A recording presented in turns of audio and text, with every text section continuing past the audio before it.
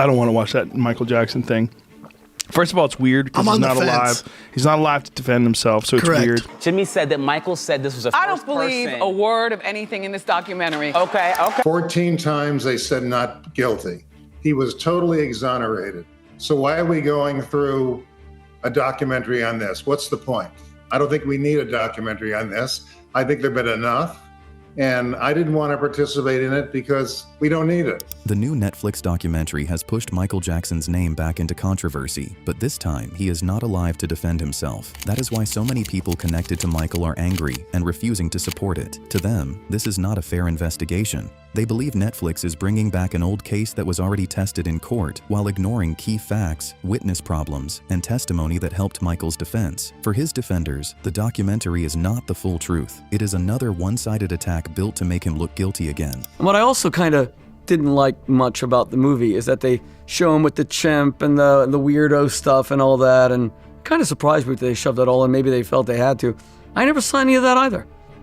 I never saw Michael as a weirdo at all. Michael Jackson's defense attorney Thomas Mesereau explains why he refused to take part in the Netflix documentary. Mesereau says the media focuses on dramatic and disturbing allegations, but ignores the counter-arguments and major problems with the prosecution's witnesses. He brings up other witnesses who raised concerns about the accuser's family, but says those details were not properly included in the documentary. The documentary is one-sided because it highlights accusations while leaving out testimony that helped Michael's defense. He says this should be a happy time for Michael's fans because the biopic, his music, memorabilia, and even Moonwalk are all getting attention again. But instead, Netflix brings back a 21-year-old case where Michael was already cleared. Well, first of all, this is a very joyous time for supporters and lovers of Michael Jackson. The biopic is setting all kinds of records. His memorabilia is selling all over the world. His music is streaming all over the world. Even his book Moonwalk is flying off the shelves. I mean, this is a great time to be a supporter and lover of Michael Jackson.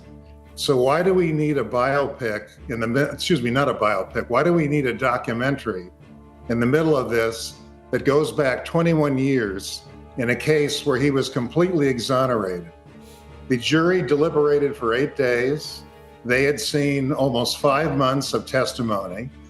They had been in trial 5 days a week during those 5 months. They deliberated 8 days and they came back with not guilty on every felony count and every misdemeanor count. Well, that's what it is. The media, I'm not including everybody, the media tends to want to glorify salacious allegations. They don't like to spend time on the counter argument. So the media and this documentary spends time on very dramatic, disturbing, salacious allegations and doesn't do justice to the problems with the prosecution's witnesses and the prosecution's case. For example, there's no mention of Chris Tucker, who was our last witness, the famous comedian and actor. He testified as our last witness. He said that he knew this family, he had experience with them, he had concerns about them, and he told Michael to be careful. And he described the accuser as cunning. And this is where the story gets more direct, because Brian Oxman does not soften his words. He attacks the documentary and calls it the same kind of hatchet job people have seen before. His point is not just that the documentary is negative. His point is that the people speaking on the case do not understand the actual facts. Oxman argues that when you look at the real timeline and evidence, Michael was not with the accuser's family in the way the accusation suggested. That matters because the documentary depends on viewers believing one version of the story without fully seeing the defense side. So right from the beginning, the backlash is not built on blind loyalty. It is built on the claim that the documentary leaves out important facts and pushes the darkest version possible. I think it is the same hatchet job that we have seen in other documentaries where people who have no clue, no understanding, no knowledge of the facts of the case come in and cry crocodile tears. Oh, the boy, he made such a convincing story. Look, you haven't seen the evidence. the documents. Oxman also explains why the Jackson family is hurt by this. Michael is gone, which means he cannot sit in front of a camera, answer questions, challenge claims, or defend himself in court. So when old accusations are brought back, the family feels like they are fighting for someone who no longer has a voice. Oxman says the family never saw anything wrong, but he goes further by saying the evidence showed Michael did not touch or hurt children. This helps the story move from just legal arguments into something more emotional. To people close to Michael, this is not only about a documentary, it is about watching his name get attacked again when he is not here to respond. They are hurt by all of these accusations. You have to look at it and say, how would you like your child to be pointed at and say, weirdo, molester, freakazoid, all of these things? And he's not here to defend himself, but he's your child. He's your brother, your sisters. They look at this and go, I never saw anything. But most important, the evidence showed that Michael did not touch these children. He has never hurt a child. That same concern appears in the Joe Rogan and Brendan Schaub conversation. They say they do not even want to watch the Michael Jackson documentary because Michael is not alive to defend himself. Then the discussion turns to credibility. They bring up that the men in the documentary were once key witnesses who denied being abused, and now they are telling a different story years later. That raises a hard question for anyone watching. If someone made one statement under oath, then changed the story years later, how should the public judge that? They also mention the Jackson side questioning whether the timing is convenient because of financial issues, whether viewers agree or not. This is exactly why many people did not accept the documentary at face value. I'm on the fence. He's not alive to defend himself, so it's weird. It's also stories, and people tell the truth in stories sometimes, and sometimes they don't, and you don't know. You don't know. The guy's dead. He can't defend Have himself. some respect, Schaub. Here's the thing. Those two dudes who were doing it, one was the key witness when he got away in court. What dudes? The dudes in the documentary, the two were we got molested. The one was the number one key witness who's saying he didn't get molested. Okay, well then he shouldn't be able to say anything. And both of them were witnesses. Because that means they should go to jail. And now they're like, well, no, that's not true. We were young. We were 20s. How old was he? He was in his 20s? Yeah. Well, also, isn't that perjury? It means he lied in court? Be fucked. You can't lie in court either way, one way or the other. You can't lie to protect somebody, and you can't lie to accuse someone either. You can't lie. I don't know what the deal is with that. I mean, that seems like that's something they could drag him to court for. And the Jackson came out and went, well, isn't it convenient? You guys are coming out now when you're in financial trouble. Even before the details are broken down, the reaction from Breakfast Club's hosts is already negative. They admit they hated the documentary, and they bring up that Michael Jackson's own parents publicly called the allegations false. That tells you how strong the family reaction was from the start. They were not treating this as a balanced investigation. They saw it as another attempt to damage Michael's name after his death. And because the documentary came out without Michael being able to respond, every missing detail became even more important. To his supporters, the problem was not just what Netflix showed, it was what they believed Netflix chose not to show. The Michael Jackson, The Verdict, the documentary, which is now streaming on Netflix. I got a chance to watch it yesterday. I know just maybe you guys didn't watch it yet. I didn't get to watch it yet. Charlamagne, you watched it. Yeah, I saw it a few weeks ago. Got it. I hated it. Same. Okay, so it's a 3-part documentary. Now, involved in this docuseries, you have there's people from both sides. So on the legal side, you have prosecutors. You have Mark Garagos, who is the father of Teenie Garagos. You guys know Teenie Garagos because she led the Diddy trial, but he was one of the defense attorneys for Michael. You also have Brian Oxman, who was Michael Jackson's family attorney. They brought in 2 jurors. There's a bunch of different media talking heads. You see Michael Jackson's family in the documentary, even though they don't speak. You just see when there is one part though of it where you do see an interview that his mother, Michael Jackson's mom and dad, were in, where they're saying that all of this was BS, all of this was all allegations, right? But other than that, you just see his family coming to court to support him, and that is it. And this is where the criticism becomes even sharper, because the hosts say the documentary was not balanced. They argue it leaned too heavily on accusations and did not give enough space to the other side. For a case this serious, that matters. When viewers are shown only pain, emotion, and shocking claims, they can walk away feeling like the story has already been proven. But Michael's defenders argue that the full case includes contradictions, court history, past statements, and defense witnesses. Without that, they believe the audience is being guided toward one conclusion instead of being allowed to think for themselves. That is why they see Netflix as pushing another negative story instead of letting Michael rest. Can we just talk about how much we hate the doc? I hated the doc. Yeah. Okay? Not artistically or creatively, because it is very well put together. I just hate what it represents because it just left me feeling confused.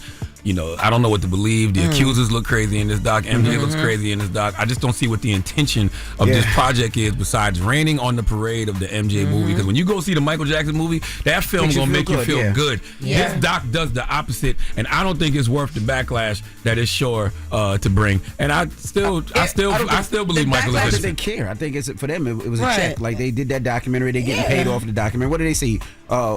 Bleed. If it bleeds, it leads. It's the negativity. It's gonna sell. Clout chasing because if they said they had the documentary done before the movie even dropped. I just hated the doc because I felt like they didn't fairly portray both sides. Like there was too much leaning on like the allegations and he did this, he did that, and not enough on the other side. I feel like if we were going to explore it, I wanted it to be heavily on both sides and allow me to choose. The more we talk about it, the more that people who haven't heard about it, this is what they want, or didn't even think about it, is gonna want to see it. It's on Netflix. I want to see it even more. And they talk about all this porn Michael was into. Like they show you, they don't even show you. They talk about this briefcase full of porn. Yeah. That they don't ever show you. briefcase. And then that one scene don't even look real when the guy's going through the old footage. Video and of it's a porn. Yes. And it's all of these child porn videos. There's a Michael Jackson associate who alleges that he has video of the porn that was taken out of the house, but we don't ever. It doesn't really connect all the way. No. It wasn't. It was a magazine. Yeah. And in the magazine they had child porn circled that they were supposed to order for Michael.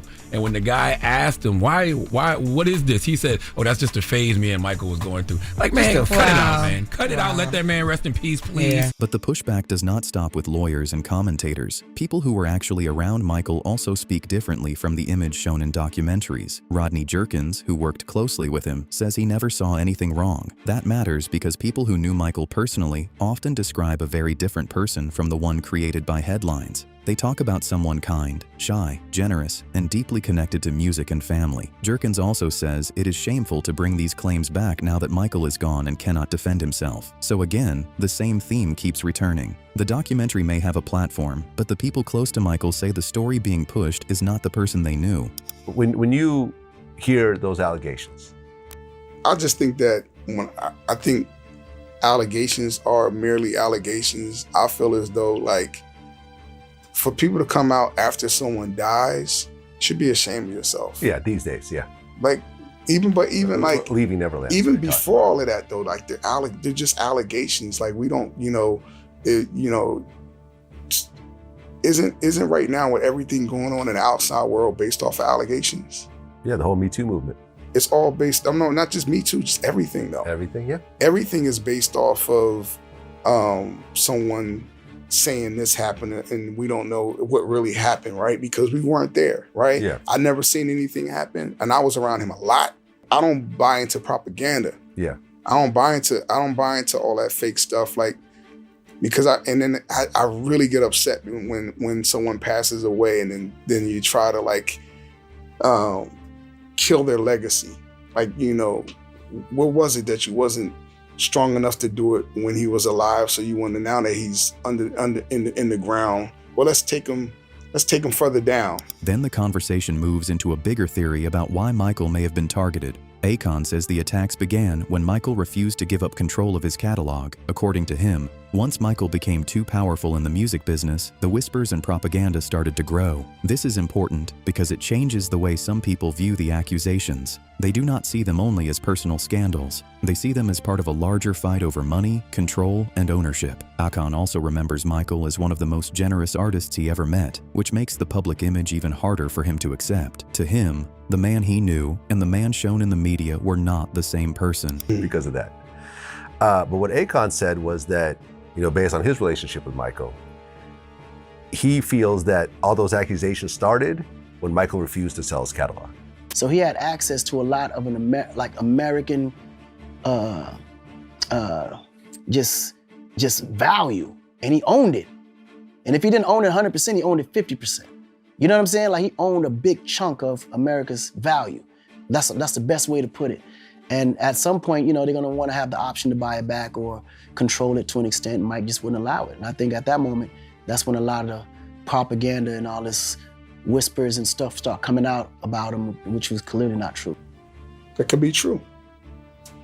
What I do know is that I've never met a more giving person, an artist that was willing to pay for hospital bills for people he didn't know. While the documentary tries to bring back the darkest version of Michael Jackson, people who saw his kindness in real life tell a different story. Jason Lee talks about Michael coming to Stockton after a school shooting, meeting victims, helping families, paying bills, and showing real compassion at a time when the community was broken. This kind of story matters because it is not about fame, concerts, or image. It is about what Michael did when cameras were not the main focus. Jason says that moment changed how he saw Michael forever, and for supporters, these are the stories that rarely get the same attention as the accusations. And so when he came to Stockton, I just really got a sense of compassion and humanity and community, and like that was the biggest lesson of selflessness that I could ever imagine, because he didn't have to come there. And what he did was he met with all the kids to say, hey, your life matters, you're still here, you got to keep going. He paid for all the medical bills, he paid for all the funerals, he met with the staff, he went to the hospital to meet with the families. Like that was something I had never understood. So I fell in love with him. Years later, after Michael was gone, Jason Lee says the public persecution bothered him deeply. He admits Michael may have been too open with people's children, and that honesty makes his point stronger because he is not pretending every part of Michael's life was easy to understand. But he also says nothing he experienced made him believe Michael was the monster the media kept trying to create. That is the difference Michael's defenders keep pointing to. They are not saying Michael was a normal celebrity. They are saying being unusual does not automatically mean being evil. And when people who spent time around him speak, many describe someone damaged by fame, but not the criminal image that was repeated for years. It really bothered me when he died how many people persecuted him, and you look at the era of Me Too now where everybody's catching a Me Too. Me Too, Me Too, Me Too. It's like Me Too again, Me Too, Men Too. Like everybody's a Me Too.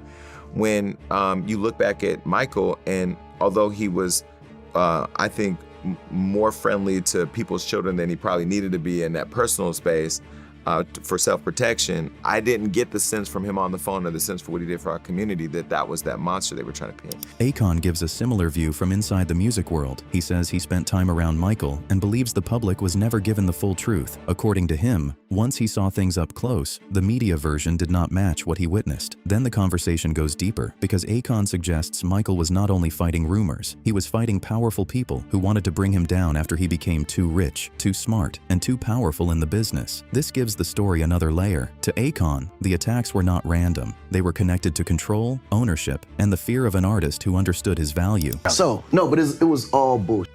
All, not only bullshit, but Mike had a lot of power, bro. And he owned coordinated, a lot of... coordinated attack, you think? Yeah, he was... See, Mike was just a smart businessman. Yeah. And he outsmarted a lot of the guys at the top. And they wanted to come for that. That's exactly what was happening. But away from the business theories, there are also people who defend Michael's character in a personal way. Rabbi Shmuley says the Michael he knew was not the strange celebrity the media created. He describes him as a loving father, a soulful man, and someone very different from the character shown on screen. That kind of defense is important because documentaries often reduce Michael to the most uncomfortable parts of his life. They show the mystery, the suspicion, and the strange image. But people who sat with him privately often describe someone lonely, sensitive, and desperate to be understood. This does not erase the serious questions around him, but it does show why many people believe the media version was incomplete. Yeah, but I don't see him in that way. Michael never moonwalked for me. He never sang for me, not even once. I think maybe once, he used to come to us for the Friday night Shabbat meals all the time. I think once he may have gone, hoo-hoo, just because kids asked him to. But we would be playing hide and seek with our kids. We would be, because he would always bring Prince and Paris. Blanket wasn't born yet. Prince was 3, Paris was 2. They were beautiful children. Michael was an exemplary father. He was around them all the time. I never really knew Michael the entertainer. I knew Michael the man, and he was a beautiful human being. The more I rehabilitated Michael's life to be more normal, the more the leeches suddenly came back and said, "Oh my God, he's back. Now we can do it. Now we can do more concerts." Then Charlemagne brings the conversation back to power. He argues the attacks on Michael Jackson were never only about allegations. In his view, Michael became too powerful after owning valuable music rights, especially the Beatles catalog, and that made him dangerous to people in the industry. According to this argument, destroying his reputation was a way to weaken him and take away the power he had built. This is where the story becomes bigger than one documentary. For people who believe this view, Netflix is not starting something new. It is continuing a pattern that began when Michael became hard to control. They believe the same image keeps being recycled because it works. Once the public sees someone as strange, it becomes easier to believe the worst. There's only one person, and I really mean this when I say this, and I know this is straight conspiracy theory. There's only one person I believe in Hollywood who people conspired to actually take down. Who? I'm talking about a mass conspiracy. Anytime they take you down, it's people conspiring. Yeah. But it's usually because you did some shit. Yeah. But I think that there's one person who they really took down because he had too much power, and I believe that person was Michael Jackson. Wow. I truly believe that. And the reason I believe that is because you can look into the story. You know, we had Deion Cole on Breakfast Club today. Deion Cole told us a story about how he got high with Paul McCartney, and Paul McCartney told him, Paul McCartney and Michael used to be real cool. Paul was telling Michael, like, yo, you got to get your business together. You got to get your business right. He told him about the publishing game. He bought the Beatles publishing. Michael ended up getting so big that he bought the Beatles publishing. The Beatles publishing was worth so much that literally Sony gave Michael Jackson half of their publishing company just to own the Beatles catalog. I believe that Michael Jackson had too much power in the music industry, had too much control over the most valuable asset in music, which is people's publishing. And I believe they had to take him out because of it. Smear his name, you know, eventually get him up out of here.